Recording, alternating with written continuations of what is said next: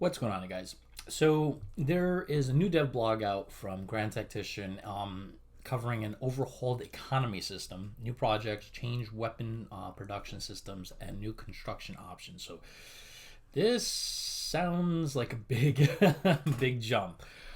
With patch 1.06, this is really interesting. I had them on the Developer Dialogue podcast. So they are going by zero point 0.01 updates. So this is a major overhaul, right? Generally, with major overhauls, you get like an entire version difference. So going from 1 to 2.0, right? But they're doing things a little differently. They're doing numerically, so it's going to be 1.06. So they're not kind of making that huge differentiation, even though it is a big overhaul.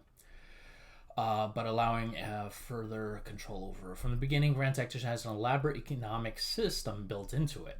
When designing the game, we wanted to minimize micromanagement required from the player while also having the economy play its role in our model of the Civil War. While this did work quite well, we were not completely happy with the end result, as quite a lot was abstracted a bit too far, and the effects of the economy were quite difficult to observe. For these reasons, we decided to redesign parts of the economy. That's a major undertaking.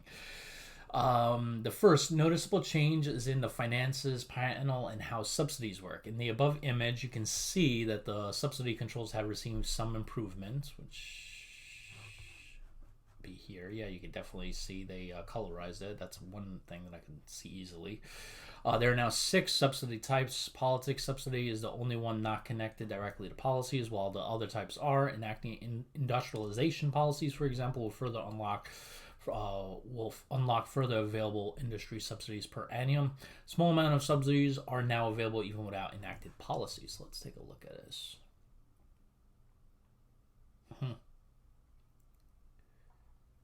Interesting. Earlier, pre-1.06 subsidies included direct effects. While it worked in principle just fine, it remained rather invisible for the player. We wanted to make the subsidies and the effects easier to see and understand. So the paid subsidies are now shown under each type as coins of different color. These indicate how much government money has been invested. Oh, interesting. This money can then be spent by the player. Nice. Okay, that's pretty big.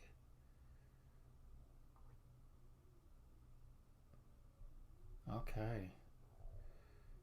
That definitely wow. Okay. So we can easily see that they did a lot of work in this. A lot of work.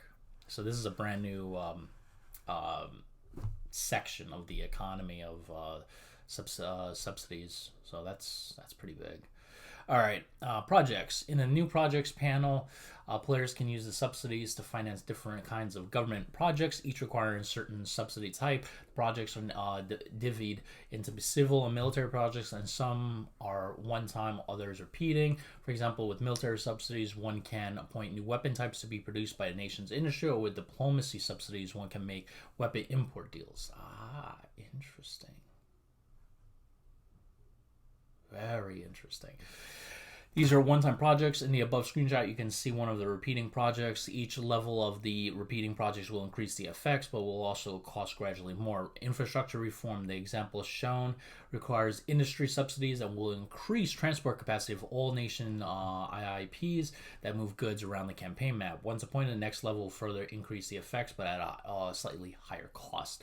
The project effects will influence the nation's war effort and all powerful tools, and also expensive. It's up to the player to figure out which projects to focus on, as subsidies are collected over time and not everything can be done at any one time. Cool. Weapons production. All right, changing the way weapon production works in the game has been one of the main requests from the community since the beginning. We do not want to make big changes so far, as it requires stronger link between the economy and weapons production. With the overhauled economy model, it was finally time to change this as well. In the above image, you will see a weapons panel, which can be accessed via military management. Here you can see all available weapons per type, including the actual numbers. That's cool. I like that. There are weapons that are found currently in the nation's depots, including those captured from the battlefields. Oh, interesting.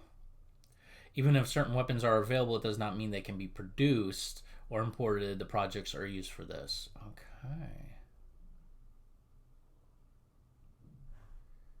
Ah, interesting. Once a weapon is available for the industry to produce or an import deal is made, said weapons can be ordered. Player chooses the number of weapons to produce and places the order. Geez, this is pretty big. I like this. Depending on the weapon's type, complexity, standardization, condition of industry produced weapons or available trade routes, and relations imported weapons, completion of the order will require a certain amount of time and money. Once the order has been completed, weapons become available and can be handed over to recruited units.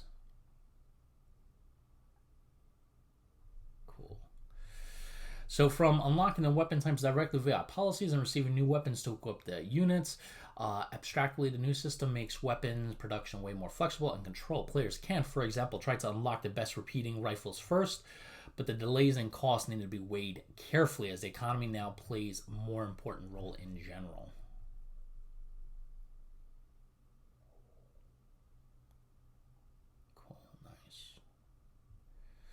Construction options. Another big change is the ability to construct buildings on the campaign map. When no army or fleet is selected, you can see the new construction buildings in the bottom of the screen. Okay, cool. I like that. There are 3 types of construction: government buildings, industries, and railroads. Construction railroads have not changed much from earlier versions of the game, except the location for the controls, and that subsidies can be used to cover the costs.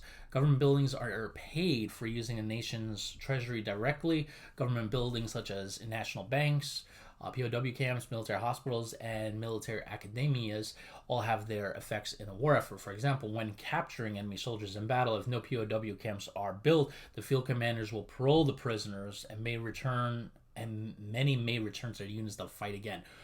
Yeah, something you don't want to happen. If POW camps with sufficient capacity exist, the prisoners can be moved there and will be effectively out of the fight. But there are upkeep costs. Oh. Industries like railroads can be funded with subsidies. When subsidies are available, construction is cheaper as private investors and businessmen can be attracted more easily.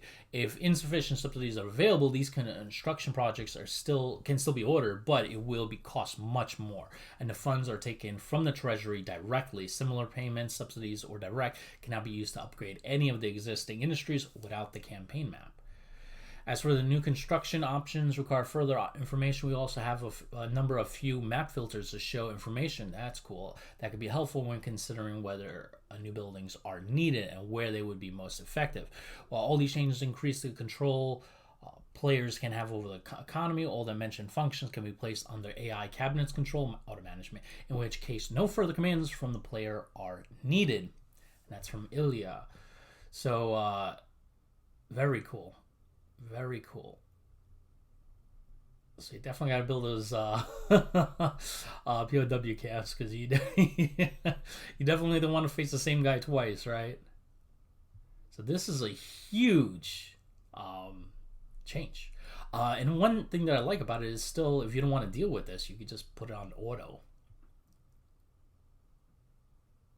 So that is pretty big.